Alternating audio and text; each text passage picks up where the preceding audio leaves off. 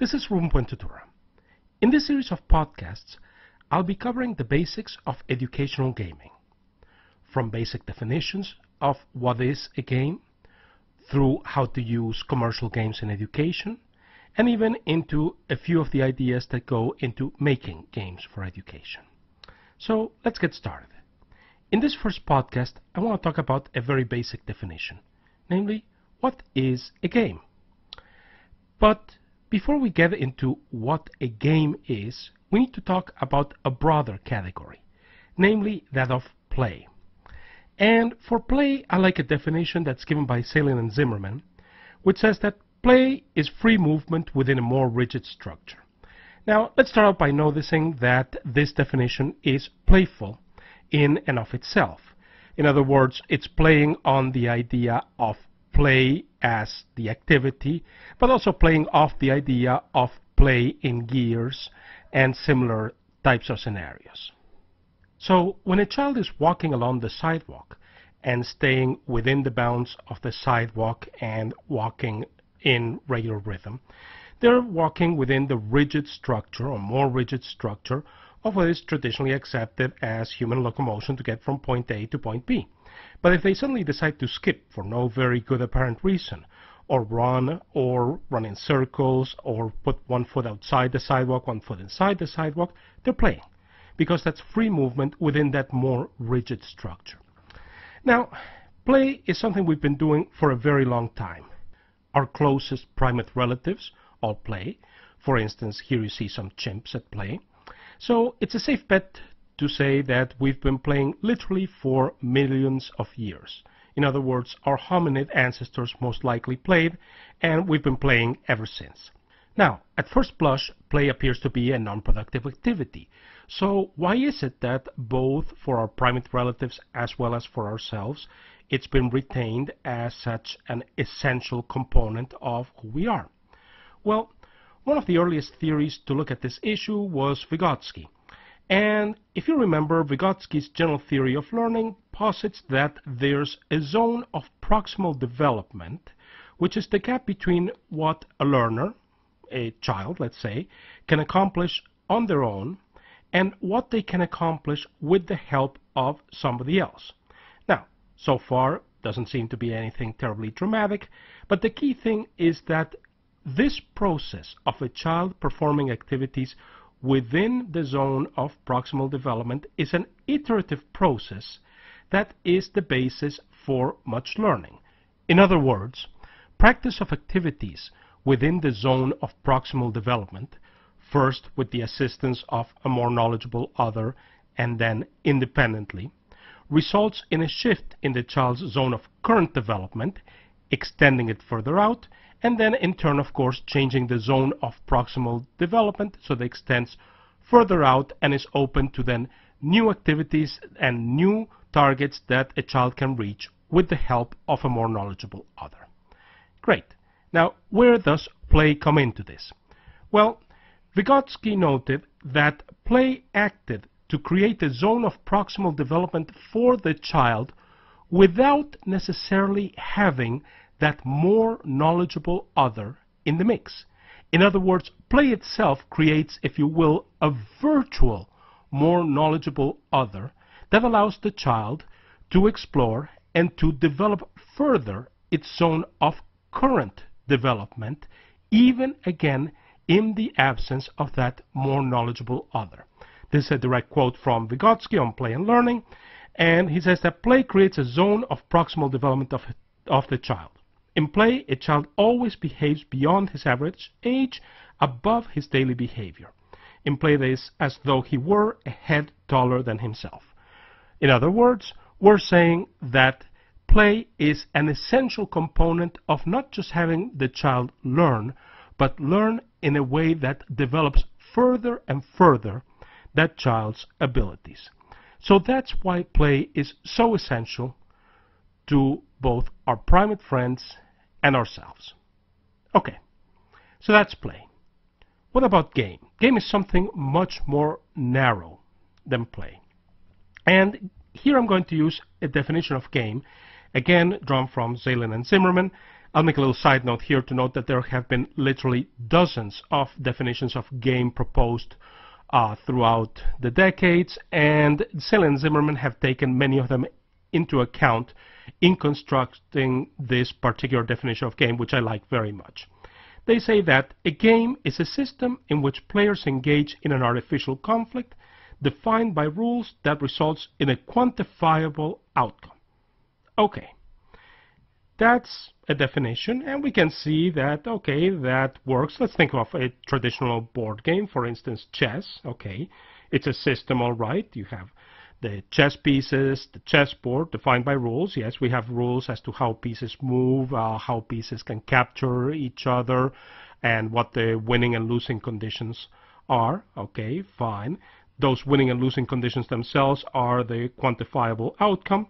And definitely here we have an artificial conflict because the two players that are playing chess are not, say, battling over one piece of bread that one or the other must have to survive. In other words, it's a conflict that has been constructed explicitly for the purposes of the game and is, as it says here, artificial. Now, in addition to using this definition to apply it to traditional games, we can also use it productively to think about how we might use games in education. So, for instance, when we think about games as systems defined by rules, we realize that, well, content areas, subject areas are also systems defined by rules.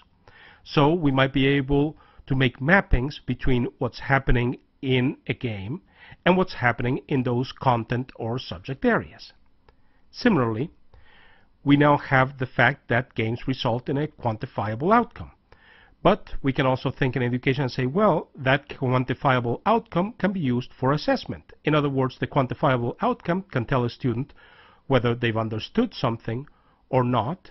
And what's more, the form of the quantifiable outcome, think of, for instance, the score in games or the different ways a game might be lost or won, for games that have multiple ways of being lost or won, might also give the students some clues as to what it is they did wrong, what it is they didn't understand, what it is that they didn't fully comprehend about that system defined by rules that they now need to turn their attention to. So we see another mapping there between games and what happens in a classroom setting. And finally, we have this bit about engaging in an artificial conflict. Now, this is one that people sometimes have troubles with. In other words, they'll say, gee, is that a good thing? Do we want kids engaging in these conflicts in the classroom? But think about it this way.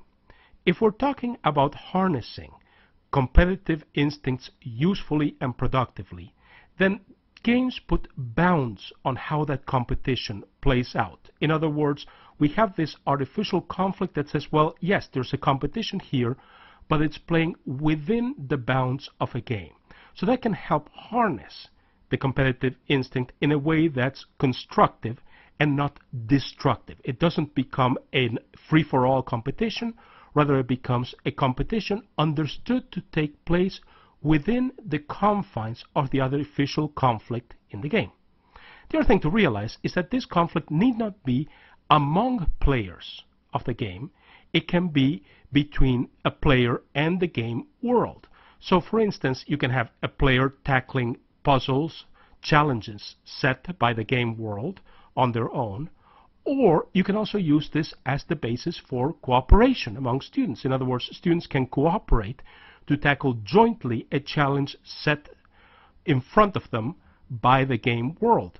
So once again, this gives you the whole spectrum of possibilities for how you want to engage your students, whether independently or as groups, competitively or cooperatively, or mixtures of all of these within the context of learning.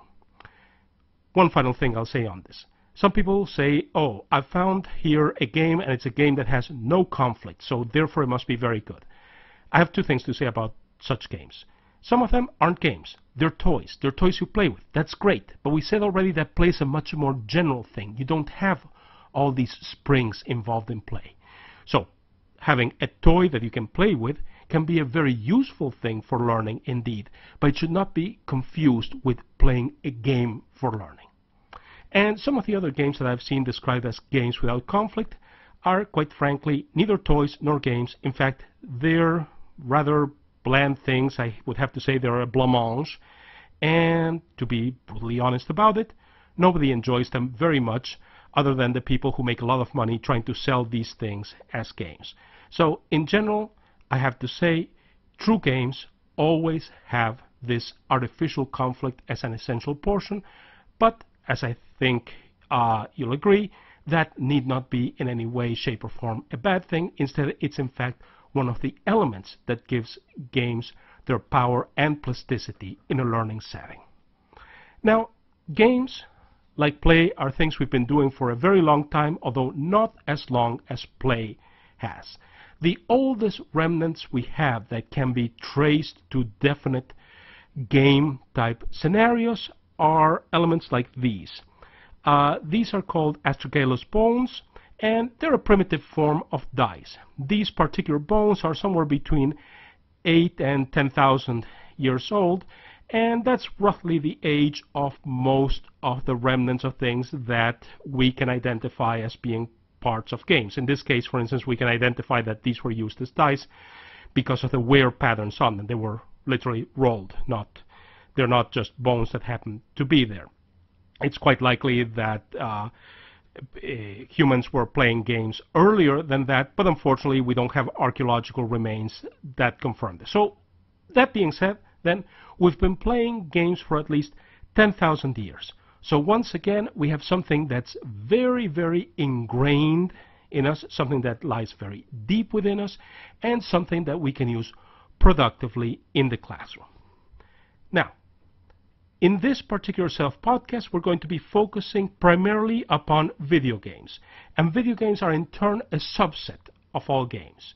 You can also use board games, paper games, etc. productively in the classroom, but I won't be talking about this in this series of podcasts, although it must be said that many of the principles that apply to good video game design also apply to good board game design, also apply to good paper game design. So you might find that even if your interest lies in paper games, say, this series of podcasts will provide you with something useful. However, that being said and done, then what we have here is this type of scenario that we have as the broadest spectrum of activities being playful, somewhere a little bit narrower, a subset of activities, ludic activities that are played out by societies. As a subset of that, we have gameplay, and as a subset of that, in turn, we have video games.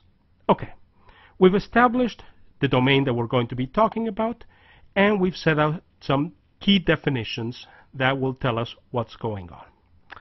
The last thing I want to do in this podcast then is to talk a little bit about one more thing, and that's what I would call the sort of less formal idea that people have in their minds about what is a game. This is based upon some research that I've done, and it looks like this. Along one axis, people say, well, there's a whole range of things that I think of as a video game, and some look more like real-life simulations.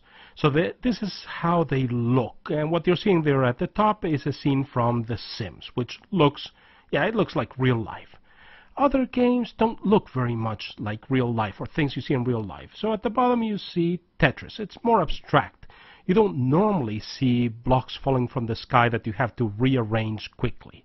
So this is one of the dimensions along which people think about what video games look like in their minds. The other dimension has to do with the goals of the video game. So the first one had to do with what they look like. This one has to do with what the goals of the game look like. So some video games look like goals that you would have in real life. So here you have at the top Pong, for instance. And yeah, that looks like the goals of a game of tennis, even though, of course, games of tennis don't look physically anything like a couple of little rectangles and a dot. So that's a question of the goal of the game being more, quote-unquote, realistic.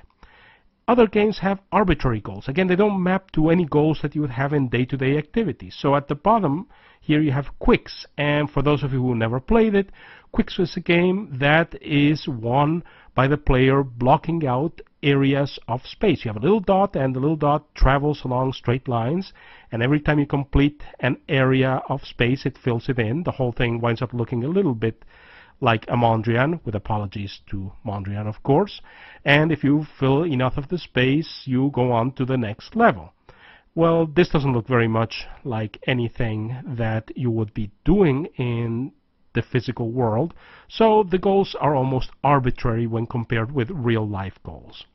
Put these two things together, and you wind up with something that looks very much like this. At the center, you have the prototype of a video game. So whatever a person's central image of that's a video game looks like. And then as you go further out along these axes I mentioned before, you get further and further away from that prototype of the video game. So one of the axes, which is the abstraction to simulation axis, tells you something about what the game looks like. The other one, the arbitrary to goal driven, tells you something about what the goals of the game look like. And something very interesting happens here. I found that this results in games that have more narrative components to them being in the upper right-hand quadrant of the diagram. So here you have games, for instance, like The Sims, okay? Also you have games like the very polemical Grand Theft Auto series in here. And on the other hand, games with less narrative tend to be over in the lower left-hand side of this diagram. So that's where you'll find a game like Tetris, for instance, which really doesn't have much of a story to speak of other than put blocks in line and then watch blocks vanish. So this can be very useful when you're planning how to use a game in education. If you need more narrative as part of your project, well, then go to the upper right-hand corner of this diagram. If you need less narrative, then go to the lower left-hand corner of this diagram. There's more that could be said about this. The whole diagram resembles very closely Lakoff's idea of a radial category. So with that prototype at the center and then other members of the category that get further and further out. And I've included a reference to Lakoff for those of you who might be interested in reading more about this. But as far as the use that we'll be making of this goes, it's important then to realize that you have a very broad spectrum of what people think of as games, and these two axes help determine what people think of as games, and then obviously what type of use you can make of these games. Alright, so we now have a formal definition of play, a formal definition of game, and this kind of what's in people's heads definition of game as well. So with this in hand, let's look a little bit at a couple of examples.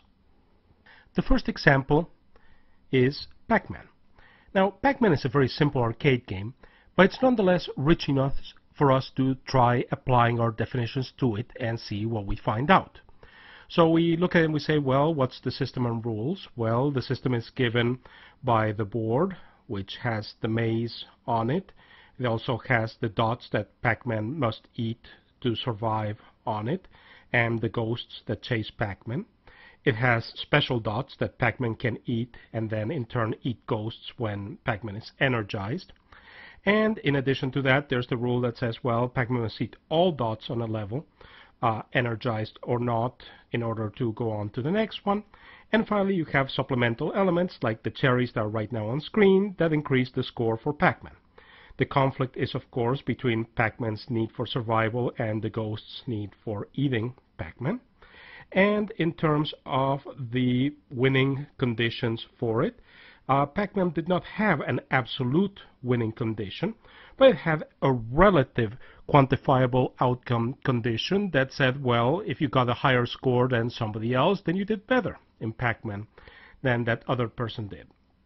So overall, you have all the elements of our definition in a way that we can clearly lay out, and then while we're not going to be using Pac-Man for the classroom, we can say, well, this type of analysis could be applied to a more classroom-oriented video game in order to tell us how to employ its different components. So that's the first example. The second example is a far less well-known game, but to my mind one of the greatest video games written to date, and that's Ico.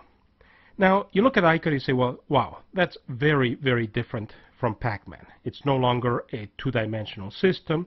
It's a three-dimensional system with beautifully rendered graphics, and Ico the boy is in this 3D environment. If you play through the game from the beginning, you find out that he's in the position of rescuing a princess who's being held captive. Although there are some interesting role reversals along the way, he actually does have to contend at different points with some ghost-like creatures that are dark, and guess what? He's also traversing paths, and to traverse those paths he's mostly running along. They're mazes, if you will. They're 3D mazes. Now, as you can see here, sometimes he triggers elements in those 3D mazes, but overall the components of Ico are not that different from the components of Pac-Man, and yet the net result is very, very different. So even small changes in how the system plays out, what the rules are, and how the conflict and quantifiable outcome are defined can make huge changes in what a game is like, and therefore what you could use it for. Ico does have a definite winning condition, so it has a quantifiable outcome that says yes, you won the game, although I won't spoil the ending, but I will point out that there's a beautiful ambiguity at the very end that's left for the player to decide the exact meaning of the final scenes of the game.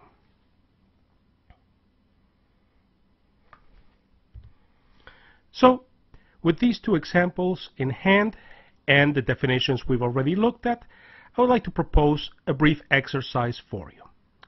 If you go on YouTube, which is where the two previous videos you just saw of Pac-Man and Ico came from, you'll find videos of just about any video game that's ever been produced. And in particular, you'll find video games that pretty much play through most of these games I've listed here. So I've got Pac-Man, Tetris, Space Invaders, Breakout, and Donkey Kong, all of which are nice, simple games. And the exercise I would like to propose to you is that you look at the videos for one of these games, or if there's another video game you'd like to look at, by all means, choose that instead. And based upon what you see, try to determine how the components of the game correspond to the definition of game from Saleyn and Zimmerman, and how those two axes that I mentioned about how the game looks and how the game's goal looks modulate your overall response to the game and your overall thinking about the game. So that's it for this podcast. In the next podcast, we'll talk about what makes for a good game. In the meantime, here are the resources I used for this particular podcast. Here are the bibliographic references. And here are the photos and videos used. Happy gaming, and until next time.